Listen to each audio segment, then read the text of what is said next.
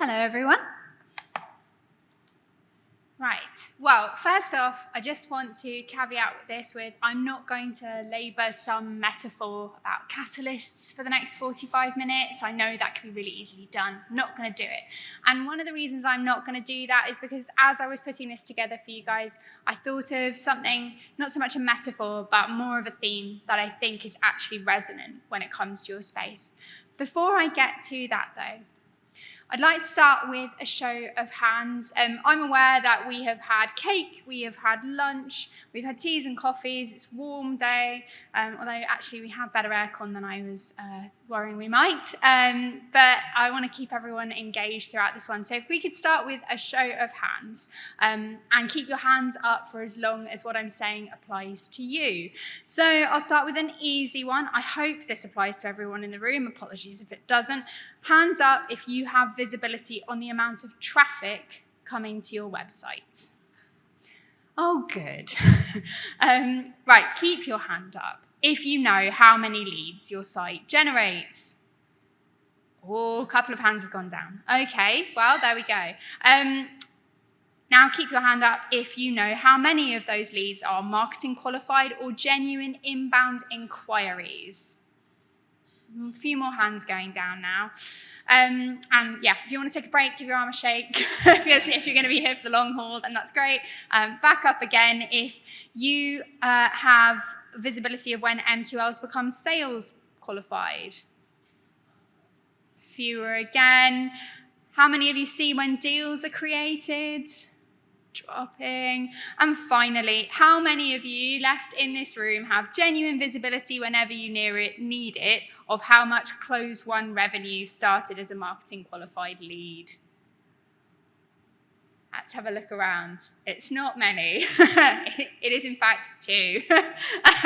So what did we see? Obviously, it's great these days that most of us have visibility over our traffic, all of us in this room. I think it is quite a cornerstone when it comes to marketing across all sectors these days. But hands started to go down as soon as we moved towards actual pipeline of any kind, and we're gone by the point we got to close one. And that pain, I think, speaks to a real truth about all marketers, which is that not knowing how much influence you have over real business outcomes is a pain point that many experience still, even though, it is, as Chrissy said, it is the most important thing that we can create in marketing is real visibility on what actual impact we have on the business's bottom line. So I'll tell you a little bit about myself and why I'm giving this talk today. So I'm Amanda McGrath. If I haven't spoken to you already, hello. I've been a strategic digital marketer for over a decade, and I'm truly passionate about the impact that key strategic decisions can make on growth for organizations in all sectors. I actually started out my career in editorial before I moved into marketing, and it was in academic publishing for Springer Nature Group.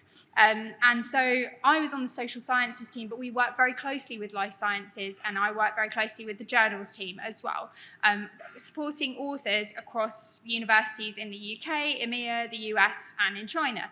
After that, I moved into marketing for the first time, and in that area, I actually changed very significantly in terms of sectors. I worked with events, restaurants, and on-site catering at places like the historic Royal Palaces and London Zoo. Sounds like a real gear shift, but actually what I found in both of those roles was something that continued when I moved into the marketing agency world, which is that in many areas there are experts in their field, people who are really passionate about what they do, but that struggle to communicate it to their audience. So you've got your academics, they've written their monograph or their textbook, and they struggle to communicate its value in a way that means that people want to read it. You've got chefs who, are so into what they're doing and are passionate about their ingredients, but maybe trying to create content about that and share that passion beyond, the room that they work in, the kitchen. is hard for them to do. So helping people translate what they do and make it accessible to other audiences is something I've always been about. And when I moved into Blend nearly 10 years ago now, that continued to be true as I started working with more B2B and life sciences brands such as yourselves. So yeah, that is something that I've always found interesting across everything I've worked with, that when people have a true expertise in their field, bringing that expertise to the wider world and communicating that value through content is something that I get to help them with. It's something that I really enjoy. And funnily enough, having been in marketing 10 years, I've recently switched sides. I'm now in sales. But weirdly, actually, what it means is I talk to marketers more than ever, and I hear from them the first time they reach out to us about the things that are most painful to them. And what you've described, what we've seen today is so true of so many marketers, that they still don't see the ultimate impact they have on the businesses that they work for. And along the way, they have loads of other challenges when it comes to communicating their value to the stakeholders that matter in their organization. It's all very well when you've got this fantastic dashboard of data that you can work with, but when your CEO or even your head of sales doesn't really understand its value, that can be one of the biggest challenges that I think many marketers face. So I said that I am passionate about decisions that lead to growth, and that's personally as well as professionally. I said I had a slightly different metaphor than catalysts. I'm all about ecosystems and creating the right environment. That is because I am not only a marketer, I'm a mum who's constantly thinking about the way the world shapes the way my little people think, and also a gardener thinking about soil composition and water storage and seeds. Gardening with any seriousness takes a reasonably scientific mindset. I have a notebook of 3 years of propagation experiments from seed to flower or fruit. For me, growth in any garden, in my family, in marketing, and marketing performance relies on one thing: creating that right environment. So my first little takeaway, my quick snippet, what's the right environment for revenue growth specifically? The right environment for revenue growth combines a compelling market offering, which hopefully everyone in this room already has, and a sales and marketing team that are empowered, aligned, and equipped to execute on it. So that's why I am here to talk to you today about some teams that we've worked with who use HubSpot. Not just about the system itself, because while I've worked with it for years and know it very well, there are so many fantastic resources available on it from the HubSpot community, our co-founder Phil in the back there, on the HubSpot blog, via ChatGPT or your LLM of choice, although that's to be taken with a pinch of salt. What I would say is you should always start there if you want to know more about HubSpot. But what I want to talk to you about is the way that HubSpot empowers some of the marketers that we've worked with, both individually and as teams, revenue teams in real organizations like yours. So I'm going to start with this guy. I had a really good chat with him a couple of weeks ago. His name is Dan Spring. He works for a company called Viedoc. They are a software provider for clinical data management.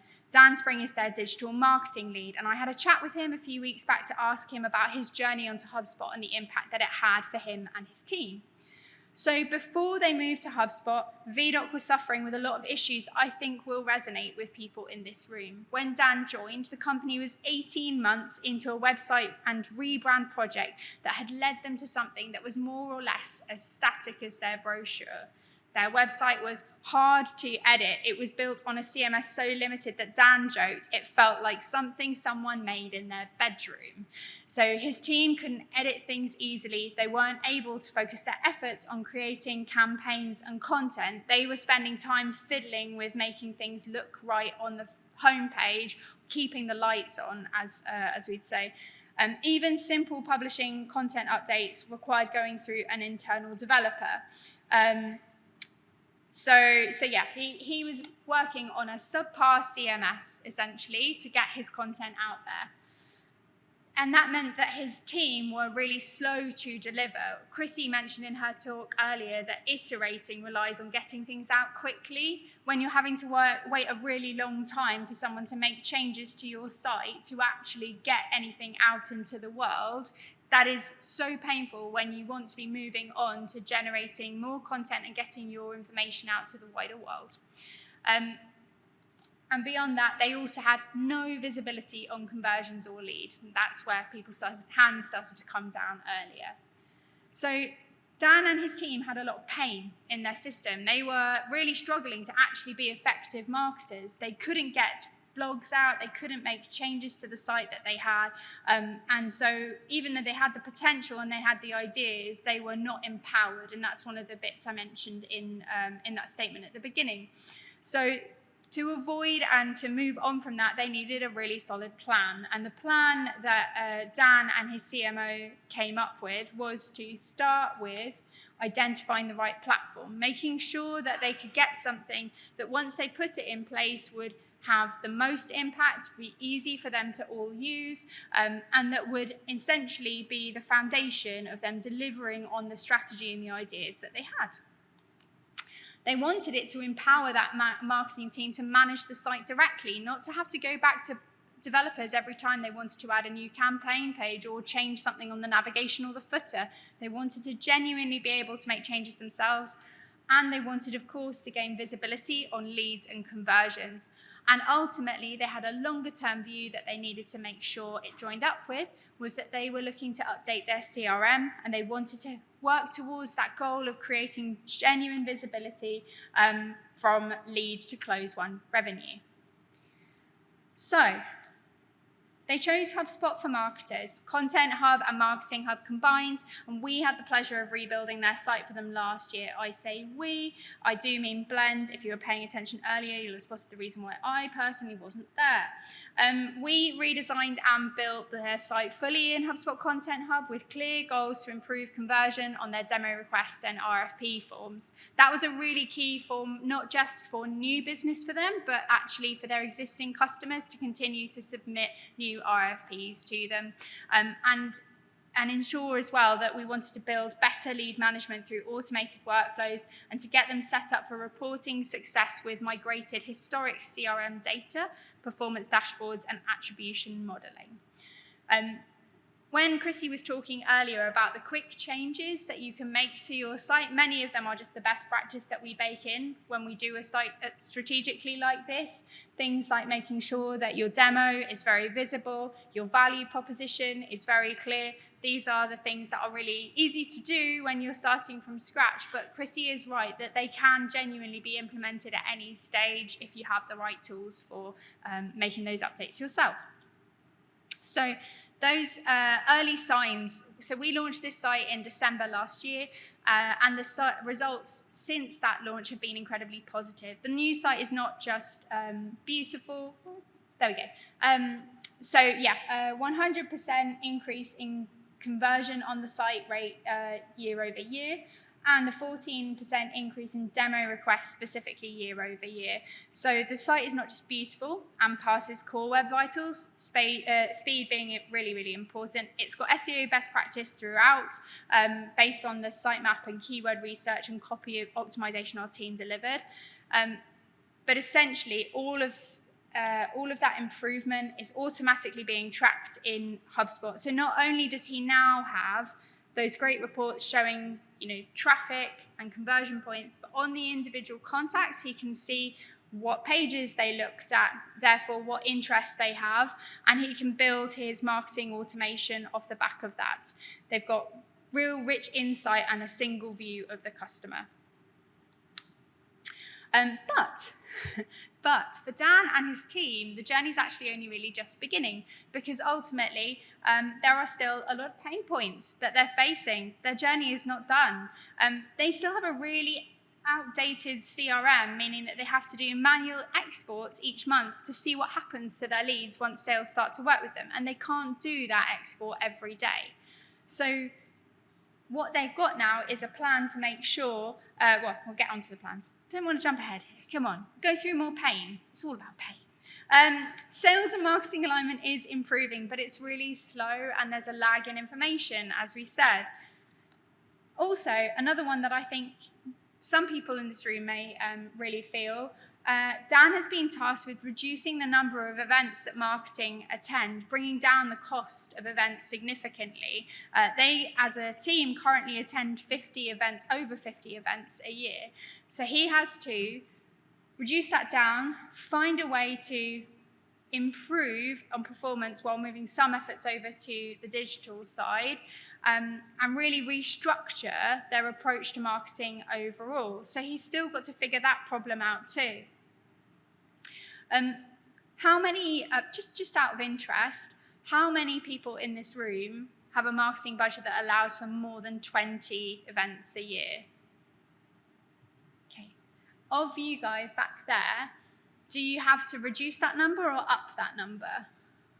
Up or down? Down? You're all looking to go down? Yeah. I think it is something that is changing from what I hear, that the emphasis is to reduce the number of events but to up the quality, so to identify which ones actually make a big difference.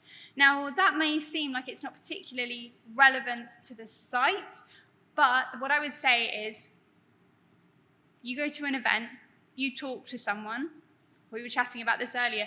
A year later, they remember you. If they come to your website and it's not fit for purpose, it doesn't clearly state who you are, it's not easy to convert or understand you, then that effort a year ago is going nowhere. Even if that, impact is tomorrow, they come and look at your site, if that site is not working. So really, in the world of events, if you don't have your site working for you effectively and you don't have visibility on what it's doing, you are going to impact the success in every other effort that you put out into the market, be it what you're doing on LinkedIn, be it what you're doing in person at events, be it something that you're hosting yourself or a webinar that you're doing.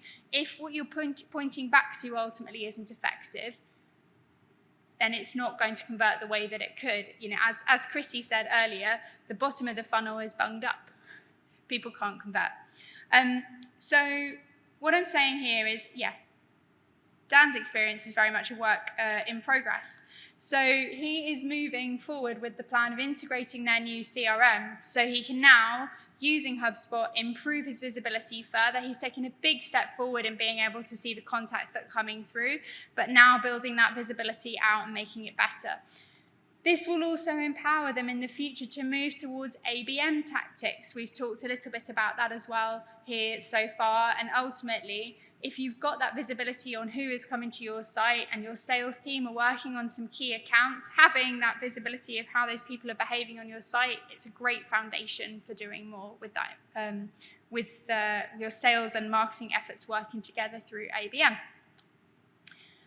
They are going to focus on quality events and make sure that they are engaging the attendees before and after the events using their marketing automation, so they can make more of the event and drive them back to the website and ultimately move them towards conversion. And they are looking at moving further into HubSpot by taking on Service Hub, so gaining beyond just that view of what the lead on the website is doing into what do their actual customers need coming back to the site as well. All of that building up a fantastic data source for them. So, lots of potential takeaways here from Dan's story, but before we move on, I'd like to take a couple of minutes. If you could turn to the person next to you or someone sitting near you, ideally not someone you came with, and I'd like you just to have a chat for a couple of minutes and just articulate whether you share any of Dan's pains, bad content management, siloed data, too many events that you're working on, or maybe you share more of his plans. You're thinking about empowering your team, reducing the number of events. You're thinking the way that he's thinking about the future. If we could take 2 minutes, and then I'd like to see if anyone has anything they'd like to share. Just like to wrap that up where you were. We could just finish our thoughts and come back to the room. Hello? Okay.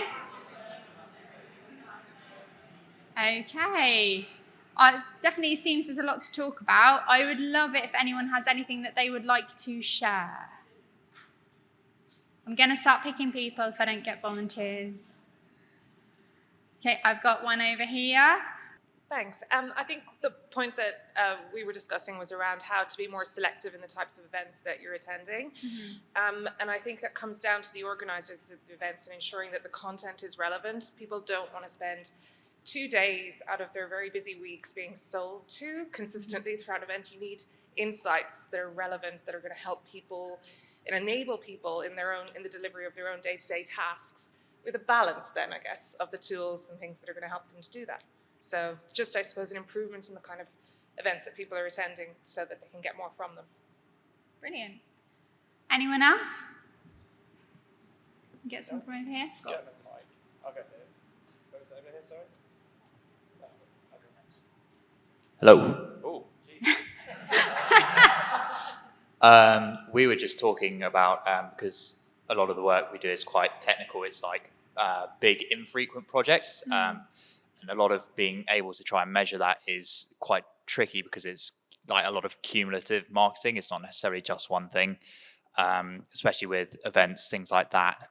It might be you meet someone, also not at the point of sale on the day, right? Because it's big projects. You might meet someone and then it's 1 to 5 years down the line. That's when they remember you and you've actually, you created the impact 5 years ago. How do you measure that? And because of that, when you're thinking about events, things like that, it's easy to measure the cost of going to an event. It's very hard for us in the reverse circumstance to measure the cost of not going because we don't know what value we're getting. Sometimes a year later, we still don't know the full value of the event. So just trying to solve problems like that. We had a good talk as well with Chrissy about the self-reporting and stuff like that. So there's solutions in there. It's just trying to squeeze them out. I had a really interesting chat in the break with Kelly, and one of the things that I think is really interesting about that scenario that you're talking about, of trying to marry up this activity with that little outcome a year or so later, is, does it matter if all of our results are trending upwards? Actually, what you're talking about with your events and the work that you're doing, outside of your own environment is brand work, ultimately. And brand is one of the hardest things to measure. But when it builds up, you get to the point where in that self-reported attribution, people will say that that's how they found you or that they remember you. And that's good enough if it leads to an increase in marketing qualified leads that are highly qualified and sales outcomes when it comes to close run revenue. We were actually talking earlier in the context of multi-touch attribution. How do we work out who influenced this and what piece of the pie do they get? None of that is really important in a situation where everyone's overall goals are trending up. Sales and marketing alignment really hinges on that shared visibility of, did what we did collectively as sales and marketing turn into more inquiries and better outcomes for us as an organisation that meant that we grew? Marla, we can put a lot of effort into trying to articulate that through a complicated report. Those reports are often not needed in environments where we're having that overall positive effect. But brand, as you say, as you kind of point to, brand is the hardest thing to attribute to. It is about making sure that you are known by the people who are not looking to buy right now. And then, what I'm saying about the website is that needs to always exist and always needs to be working well, because you never know that moment when they're going to enter the market. And so if your website isn't ready for that moment, for whatever reason, then it's not going to be effective for you. Thanks everyone. We'll move on to another little story. So we'll talk about Labguru. Labguru had a very big goal when they came to us. They wanted to double their revenue in 12 months, and they were already using HubSpot when we started working with them, but their implementation of it was actually really holding them back. So their website was really, really slow. It was genuinely impacting, them from an SEO perspective, that their pages were slow to load, and they were finding it really hard to optimize. Again, they didn't have tools. The tools weren't well used within it to allow them to improve the content. The content was inconsistent. Their messaging and tone of voice was all over the place as well. So it was difficult to optimize the pages that they had for search or conversion. And yeah, they had that inconsistent messaging. Their trust signals were really buried throughout the site. Chrissy talked about social proof earlier. They just had poor structure in that overarching message about who they are, what they do, and who that is for. So they came to us. And so the plan was put in to rebuild the site for speed and usability, to improve its SEO, and to improve its editability. And there are a couple of ways in which that was applied. So obviously, we worked to build them a site that was more than just new. It was genuinely strategic for them. And we overhauled everything from the page structure, the navigation, the copy, even the way those pieces of social proof, those trust signals were presented.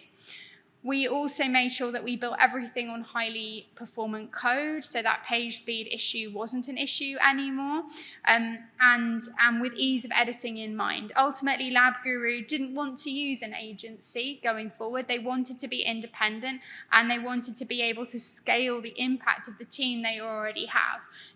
I know that people who are in a team of maybe 4 or 5 think that they're still in a small marketing team. Actually, these days, a team of 4 or 5 can be incredibly impactful. AI enhances all of our capabilities when we genuinely have them, and we are awake to where it can churn out bad information and degrade the quality of what we do. But a lean team of people, working effectively and empowered to do so can do so much. You don't need dozens of people to achieve the same effects that you were trying to do sort of even 3 years ago. So they already had HubSpot, but we improved their usage of it so that they could launch new pages themselves. And now what that meant was that the information that was going into their CRM was just more free-flowing because they were getting better results from it. I'll come to that in a minute. Another way that we really empowered their team was in building out their resources hub. This page just obviously here we can see a snapshot, but they have lots and lots of different pieces of information that they put out, some of them gated, some of them not, and actually being able to have that build up in a referenceable database that can then be pulled dynamically onto pages throughout their site if that's needed, and that's easy for them to update when there's new information, was again a way to minimize the effort of managing their site and to create something that was genuinely valuable for their leads as well. And the results that gave them were over and above the increase in demo requests that they needed to achieve that goal that they came to us with of doubling their revenue. Their demo requests more than doubled, jumping 132% year over year. Organic traffic grew by 19%. Which you'd think that's disproportionate, actually, wouldn't you? You'd think only 19%, but 132% improvement in demo requests. But that's where quality of traffic is so important. Paul touched on it when it came to the PPC side of things. If you're looking for the higher intent terms, bringing people to your commercial pages, you don't necessarily need huge increases in volume to be getting the right people. When you've got the right message, they're more likely to convert. And lead quality overall really improved as a result because their site told a clearer story and made it much easier for prospects to engage with them. What's more, Labguru are now growing in a new way. They've actually sold the Labguru brand to new investors, and they are in process of merging with a sister brand.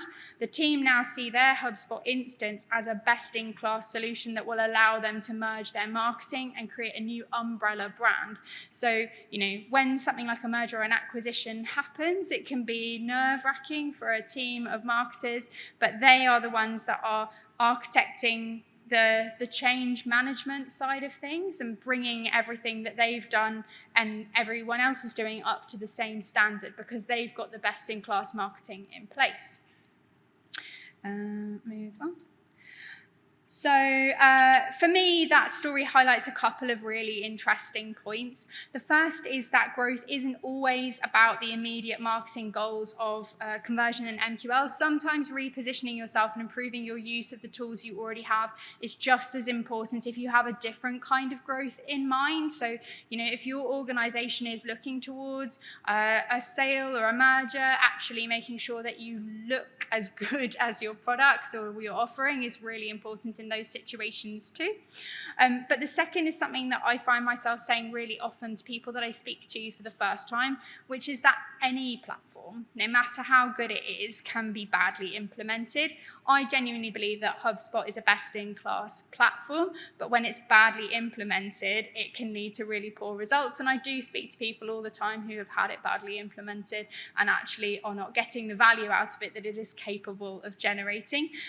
Customizability in any platform is a great thing, but it can lead to messy folders full of redundant workflows, hundreds of blog posts from the past 10 years that generate no value. It leads to, when not well maintained, it can lead to clutter that makes it harder for us to do our work in marketing ultimately.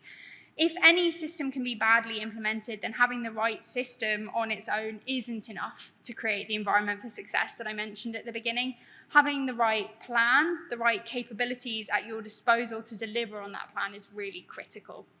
So I just have one more question to ask. Whether you're using HubSpot or other tools and platforms, how many of you feel that you are using them to the best version of themselves that it's possible to be? How many of you, with the tools you've got right now, think we can't get any better than this?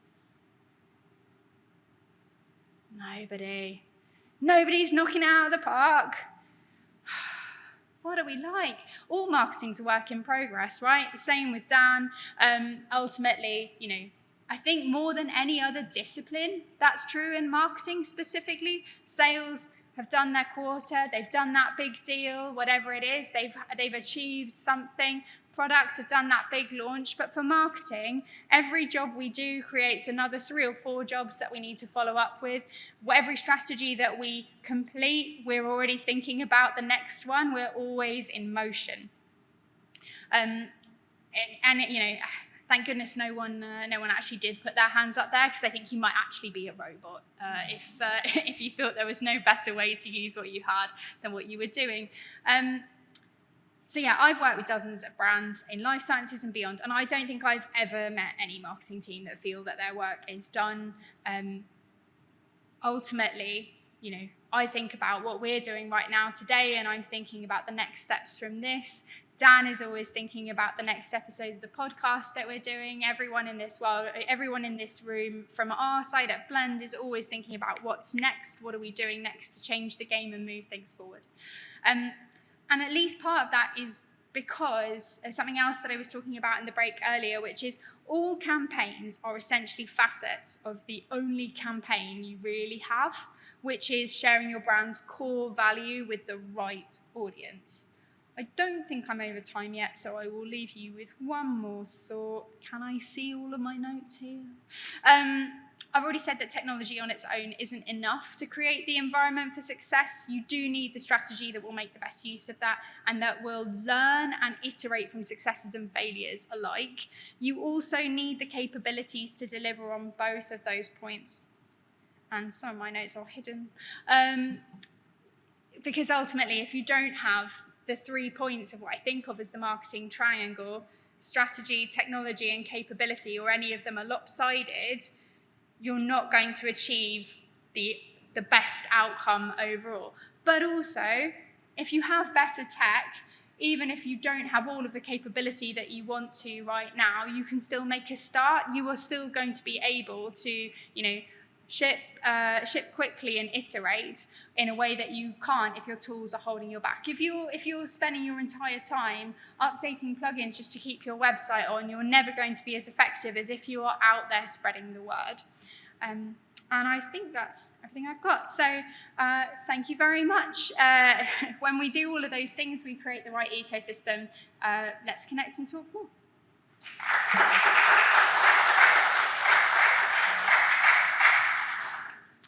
Were there any questions? There's one. Thanks for that. It was really, really good. Just on the environment piece, something that I find a struggle in the organization that I work in is leadership, and in terms of their capability, their understanding, and also their buy-in, and also their focus on what do they think is going to kind of move things forward. It tends to be sales is the visible piece. So in terms of, you can see the deals increasing or whatever it might be. But how do you tackle the kind of environment with the leadership and kind of get them on board? That's such a good question. You've asked loads of great questions today, by the way. Absolutely. Communication for marketing with your leadership team, with your organization, is one of the big sticking points. You can be doing great work. If it's invisible, it doesn't matter, and it will be really painful to do your job. Aligning on metrics is really powerful, and that's where, if you can close that gap in visibility between what marketing does and the impact it has on sales, your conversations will be so much easier. But also, I would say that every marketer can take a good hard look at the way that they communicate and strip out the metrics that they have to qualify and educate on as much as possible, because it's very easy for us to sit there saying you need to understand the value of organic traffic and this keyword, Roger, but actually it's not going to change the way that they think in your favor. It's winning a battle but losing a war, if you even can win it. So actually, it's true of many things, actually. The only person you can really manage and manage the communication of is yourself, right? You can only adapt your language to someone else. That's true across so many things. I think of that in my parenting context too. You can only be the one to move closer. You can't expect anyone else to move closer to you. So if you think about the things that matter to your leadership team and you identify the things that you do that have the closest impact, that speak the same language as them, you will always improve your rapport. And rapport, even in a world of data, is still everything.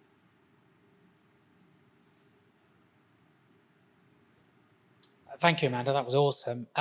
My question is, I know you've been at Blend for quite a long time, and Blend obviously has experience in the life sciences, but also the wider B2B universe. So my question is, based on all the clients you've worked with over the years, what's like the top tip or secret from another B2B industry that you think we can bring into the life sciences, maybe an area that we're underdeveloped in, or there's an approach that's worked really well in another area of B2B that we might adopt? Wow, yeah, that is a great question. And I certainly think that, coming back to Chrissy and to an extent your point as well, when we think about cutting through the noise right now, we have to get back to something that feels really authentic. I think it can be really hard in many industries to actually untap that, to actually find someone in your business who's willing to represent it and put themselves out there and be part of the story. And businesses themselves can really struggle to make that change, because if we put Simon from the sales team and we put his face everywhere and then Simon leaves, we're screwed. We've invested all that time. But actually, when it does happen and when businesses do start to generate something that's really authentic and quality and cannot be replicated by ChatGPT, they create something that is evergreen. It's really hard. Actually, another conversation I was having earlier, so much of the reception of information across all industries is now timeline based, right? You say it today. If it's not there tomorrow, you might as well not have said it to the people who are looking today. But if you can create something that is really valuable, invest in it, be it in something in person like this, where we get to meet lots of people, or by consistently putting out great quality content that, no AI tool right now can generate without it looking horrendous, then I think you will cut through the noise and create something that will last while everything else continues to change.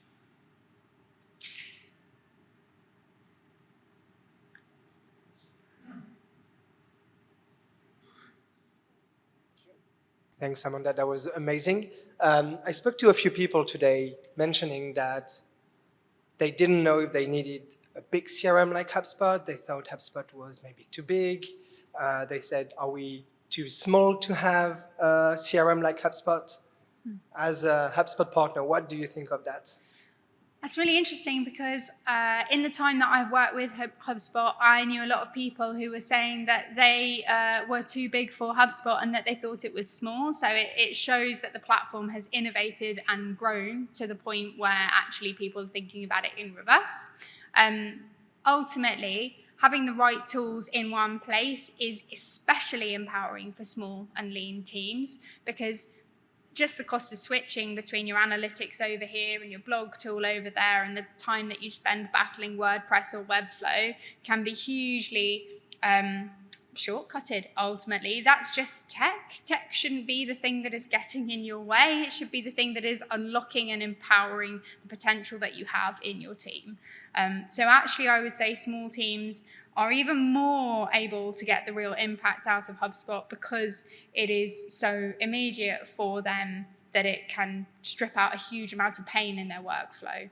You know, think about all that time that you spend battling the tools that you've got or moving between the however many tabs you have open in your browser at any given time, and cut that down significantly when all of those tools are in HubSpot. Anyone else?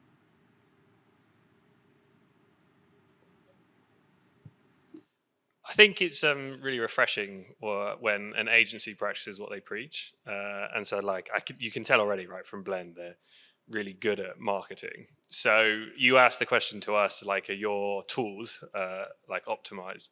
What about for Blend? What's the one thing that you as an agency would want to improve with your tools? Looking at my boss here and feeling really awkward.